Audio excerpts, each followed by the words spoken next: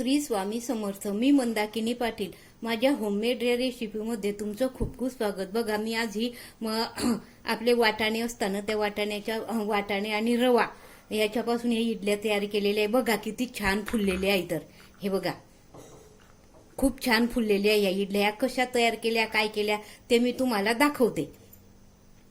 हे बघा किती छान फुलल्या आहे तर ह्या इडल्या. हे बघा, आणि अशा मऊ आणि स्पंजी आलेल्या आहे. हे बघा, अशा मऊ आणि स्पंजी आलेल्या ह्या इडल्या. यासाठी काय काय साहित्य लागतं, काय काय नाही, कसं काय घेतलं आहे, कशा तयार करायचं, याची प्रोसिजर काय आहे ते तुम्हाला व्यवस्थित मी तुम्हाला दाखवते. चला तर मग आपण व्हिडिओला रेसिपीला वेळ न दवडता सुरुवात करू. श्री स्वामी समर्थ. मी मंदाकिनी पाटील. माझ्या होममेड रेसिपीमध्ये तुमचं खूप खूप स्वागत. बघा, मी आज आता तुम्हाला मटर असताना मटार त्याची इडली कशी करायची ते दाखवते. हे बघा, आता या हिवाळ्याचे दिवस आहे. हिवाळ्याच्या दिवसांमध्ये मटाराच्या शेंगा खूप स्वस्त असतात, वाटाण्याच्या शेंगा. तर ते वाटाण्याचे आपण इडली तयार करू. ती कशी करायची ते मी तुम्हाला दाखवते. तर बघा, हे बघा, मी त्यासाठी हे वाटाणे आहे ना, ह्या शेंगा सोडून घेतल्या आणि स्वच्छ धुवून घेतलेले आहे. हे बघा, एका मिक्सरच्या भांड्यामध्ये आपण हा वाटीभर रवा घालू. वाटीभर. आणि हे वाटी आहे किंवा कप आहे ना, या कपाच्याच अर्धा कप आपण पोहे घालू. हे पोहे आहे ना, हे स्वच्छ मी पाकळून गाळून स्वच्छ पुसून घेतलेले आहे. हे पण आपण या मिक्सरच्या भांड्यामध्ये घालायचे. आणि यामध्ये हे पोहे खायचे 3 चमचे बेसनाचं पीठ घालायचं आणि हे मिक्सरमधून चांगलं बारीक याचं प्रीमिक्स करून घ्यायचं. हे बघा, आपलं हे प्रीमिक्स वाटून झालेलं आहे. कपभर रवा आणि त्या कपाच्या निम्मे पोहे आणि त्या पोह्याच्या निम्मे 3-4 चमचे डाळीचं पीठ घेतलं, हरभऱ्याच्या डाळीचं पीठ. हे असं मिक्सरमधून काढून हे प्रीमिक्स तयार करून घेतलं. आता हे बघा, हे वाटाणे आहे ना, हे वाटाण्याच्या शेंगा सोलून स्वच्छ धुवून घेतलेले आहे मी हे वाटाणे. आपण आता हे पण मिक्सरमधून चांगले वाटून घेऊ. बिन पाण्यानं वाटायचे, याच्यात पाणी नाही टाकायचं. हे बघा, आपलं हे वाटाणे पण वाटून झालेले आहे. हे पण आता आपण या कटोऱ्यामध्ये काढून घेऊ.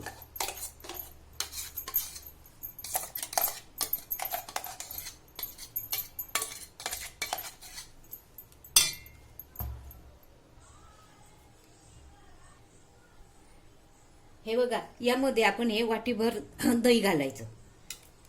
हे दही आहे ना, ताजं दही पाहिजे. हे जास्त आंबट नको दही. दही घातल्यानंतर हे बघा, हे एक छोटं गाजर होतं ना, गाजराचा खिस पण घालायचा.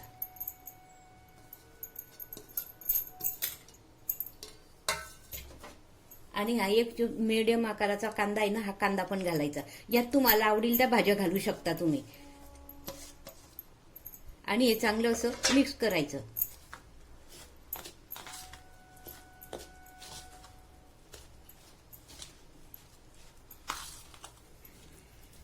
यामध्ये पाणी घालायचं.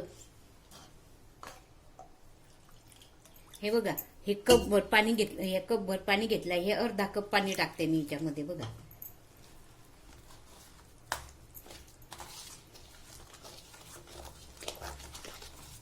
आपलं नेहमीचं इडलीचं सारण जे असतं ना, त्यासारखं करायचं. जास्त घट्ट पण नाही आणि जास्त पातळ पण नाही. हे बघा, असं इतपत करायचं आपण हे. आणि आता हे आपण चांगलं 15 ते 20 मिनिट झाकून ठेवू.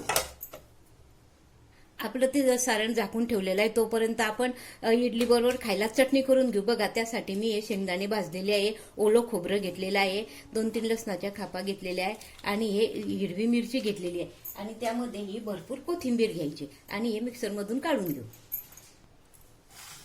यात थोडे जिऱ्याचे दाणे पण घालायचे, जिरं पण घालायचं. या चटणीत मी थोडं दही घालते. आंबट छान लागते ही चटणी. यात थोडी चमच्याभर साखर पण घालायची. हे बघा, अशी आपली ही चटणी वाटून तयार झालेली आहे. आता हिला आपण वरतून फोडणी देऊ. आता हिच्यामध्ये आपण थोडं मीठ घालून घेऊ. वाटताने घातलं तरी चालतं.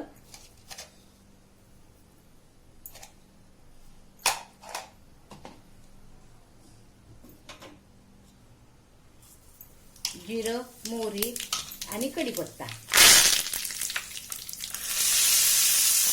अशी वरतून फोडणी देऊन घ्यायची. आपली अशी ही चटणी तयार झालेली आहे. हे बघा, आपलं हे सारण आता आपण थोडा वेळ ठेवलं होतं ना, तर ते आपला रवा असतो आणि पोहे असतात ते पाणी शोषून घेतं, म्हणजे घट्ट झालं. आता आपण याच्यामध्ये पाणी टाकू, थोडं थोडं पाणी घालायचं.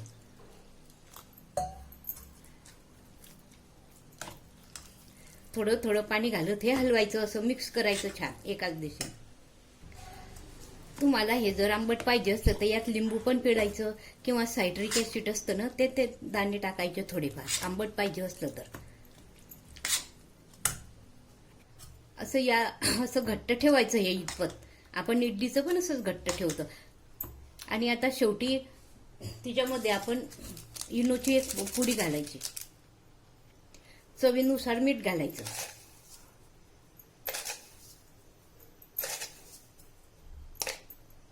आणि इनोची एक पुडी असते ना, ती टाकायची, म्हणजे त्या छान फुलतात. आणि हे ऍक्टिव्ह होण्यासाठी याच्यावर थोडं पाणी घालायचं आणि हे चांगलं असं मिक्स करायचं. ह्या इडल्या ना आपण सकाळी नाश्त्यासाठी करू शकतो किंवा लहान मुलांचा सकाळी डब्याला काय प्रश्न पडतो म्हणून डब्यासाठी पण करू शकतो आपण ह्या इडल्या. किंवा माणसं ऑफिसमध्ये जातात तर ऑफिसमध्ये पण जाताना डब्यामध्ये ह्या इडल्या करून द्यायला छान आहे. आणि मस्त नाश्ता आहे हा, हलका फुलका, छान करायला पण पटकन. आणि हे बघा, यामध्ये मी हे गरम तेल घालते, जिरं, मोहरी आणि हे दोन हिरव्या मिरच्या, आलं लसूण ठेचून घेतलेलं आहे, जिरं, असा तडका घालायचा हायचा.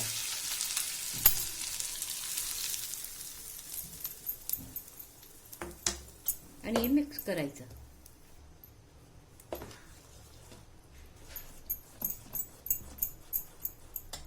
असं हे छान चांगलं मिक्स करून घ्यायचं. हे बघा किती छान झालेलं आहे. तर या इतपत असं ठेवायचं हे सारण. याची अशी कन्सिस्टन्सी ठेवायची, जास्त घट्ट पण नाही आणि जास्त पातळ पण नाही. हे पहा, आता इडली पात्राला आपण तेल लावून घेऊ. असं हे सर्व जे भांडे असतात ना, त्याला असं आधी तेल लावून घ्यायचं.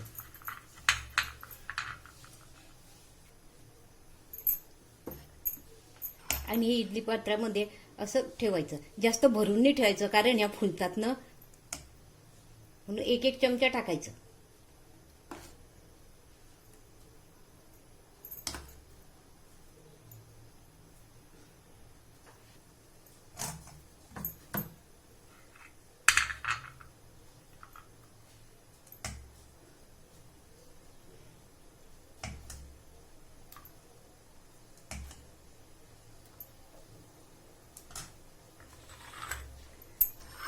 आणि इडली पात्रामध्ये ठेवताना हे छिद्र असतं ना खालचे, या छिद्राच्या वरती ही इडली आली पाहिजे असं ठेवायचं. असं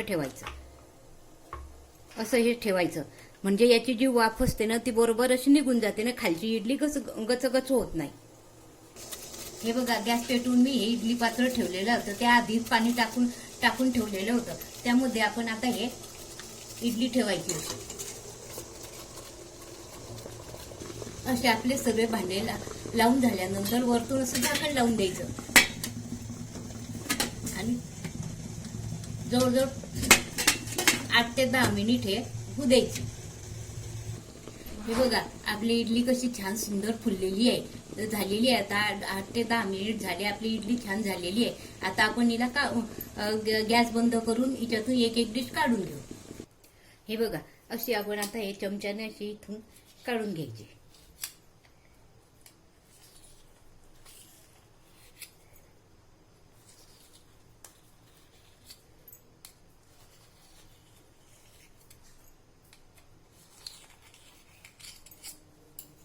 आणि ह्या एक प्लेटमध्ये अशा ठेवायच्या छान.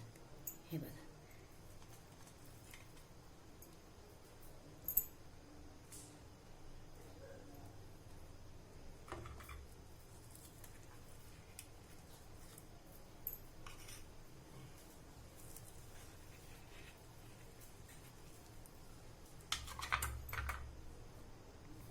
बघा, हे बघा, याबरोबर मस्त चटणी नारळाची आणि ओल्या नारळाची आणि शेंगदाण्याची. यात काही आपले ओली हरभऱ्याची डाळ असते ना ती पण भिजत घालून ती टाकतात. काही काही कोरडे फुटाणे असतात ती डाळ टाकतात.